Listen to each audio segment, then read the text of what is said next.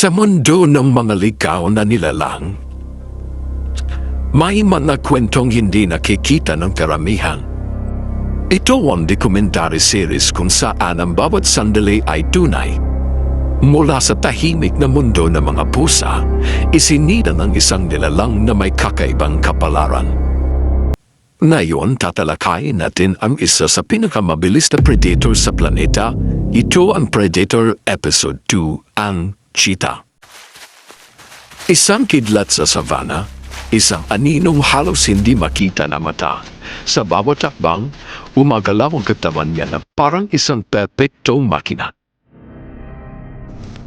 Pero ang bilis ay hindi laging ginagamit. Kadalasan nagmamasid mo na siya, tahimik, matalino, at laging nakihintay sa tamang sandali.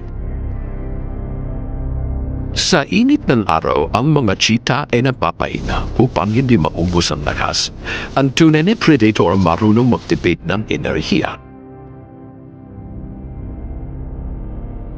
Dito nagsisimula ang bilis, mababaan na ginagawa parang pagtakbo, magaan, matatag at eksakto.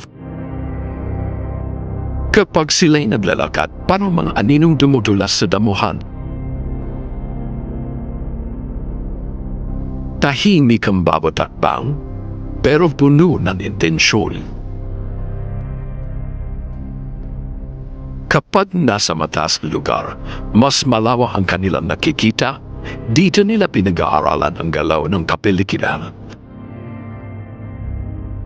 Ang bawat tingin ay paghahanda.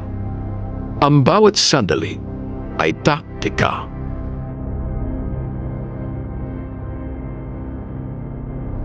At sa malayo, tila may inaabangan sila. Tahimik sa sabana, pero ang hangin ay may dalang tensyon. Ito ang cheetah, ang eleganting anino ng bilis.